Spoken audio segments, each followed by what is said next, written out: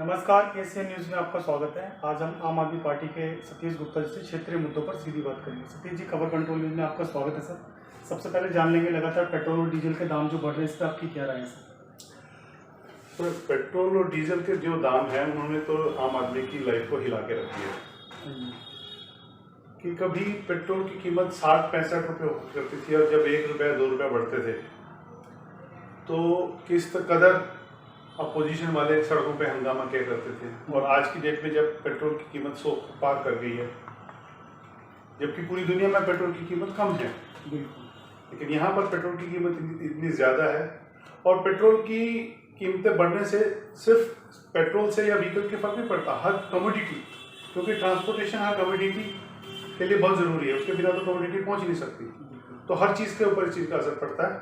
सरकार को इसके बारे में देखना चाहिए, लेकिन अभी तो वही बता सकते हैं। सर, पेट्रोल और डीजल की तो रेट बढ़े ही है, साथ में किचन की बजट की बात की जाए तो वो बिल्कुल जी सर, जो गैस का सिलेंडर कभी 465 रुपये का या 430 से लेके 65 उसमें वेरी करता था जी, और 5 रुपये 10 रुपये बढ़ने के बाद भी सड़कों पे क्या हंगामा होता था। खाली सिलेंडर लेके हमारी स्मृति ईरानी जी जो सड़कों पे हंगामा करते थे या इतनी बुलंद आवाज करते थे, आज की डेट में वो 865 यानी कि डबल हो चुका है। फिर भी कोई क्यों तक नहीं कर रहा। जो गरीब तक लोग होते हैं सर, सरसों का तेल इस्तेमाल करते हैं, 200 रुपये लीटर, बिल्कुल 200 रुपये किलो के हिसाब से चलता है। बिल्कुल 200 रुपया अब आम आदमी के लिए है कि दाल रोटी, तो दाल रोटी कैसे खाएगा। दालों की कीमत है 150 रुपये किलो तक हो चुकी है। दालें के रेट बढ़ गए। हाँ, रोटी, आटा, गेहूं और ऊपर से पेट्रोल, गैस, हर चीज़ महंगी है। आम आदमी के लिए तो मेरा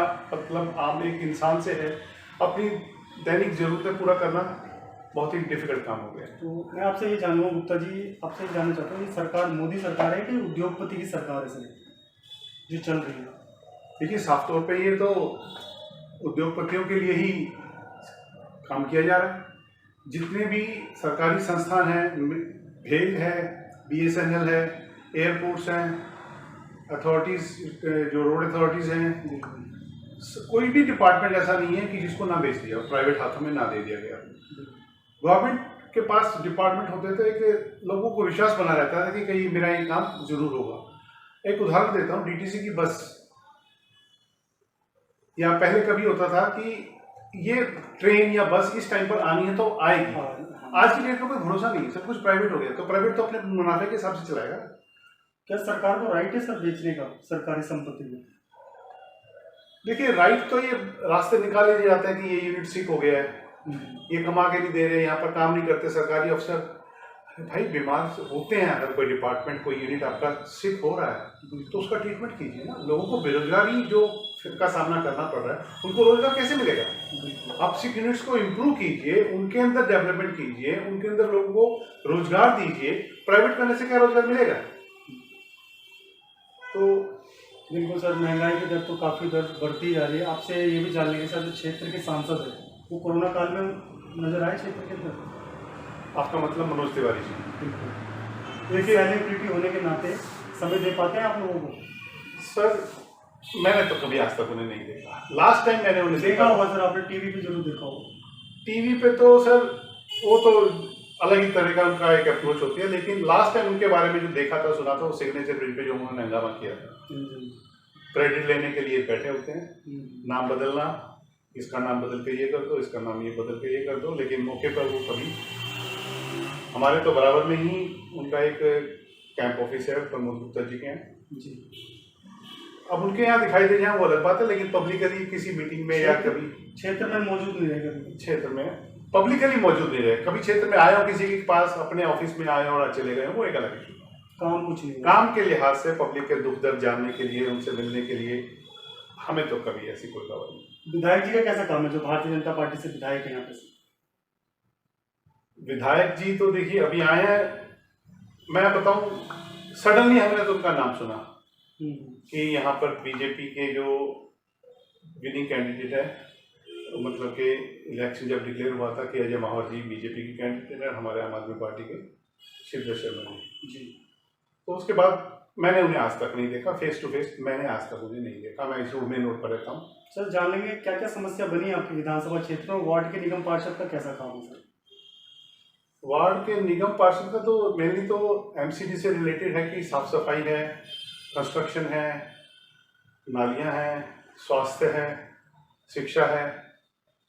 तो वो समस्या है, वो तो उजागर है। आपने कितनी ही बार लोगों को सुना है, स्कूलों के अंदर पढ़ाई नहीं है, टीचर्स नहीं है, या फिर कौन से स्कूल सर बोलते हैं? गवर्नमेंट स्कूल्स के अंदर जितने भी एमसीडी के स्कूल्स हैं, गवर्नमेंट स्कूल्स के अंदर जो एमसीडी के जो स्कूल्स हैं, हालांकि जो दिल्ली सरकार ने अब जो किया है वो तो काबिल तारीफ है। हमारे सामने भी, घर के सामने भी जो स्कूल है, इसके अंदर भी बहुत सारे कमरे बने हैं। और शिक्षा का स्तर मैं यहाँ पर भी देखता हूँ कि स्टूडेंट्स जो है ना, पब्लिक स्कूल्स को छोड़कर गवर्नमेंट स्कूल की तरफ जा रहे हैं, रुक कर रही है। हाँ जी।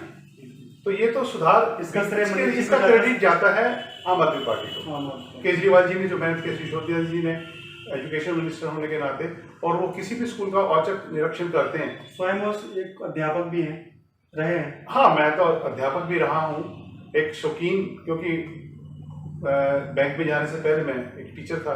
जी जी।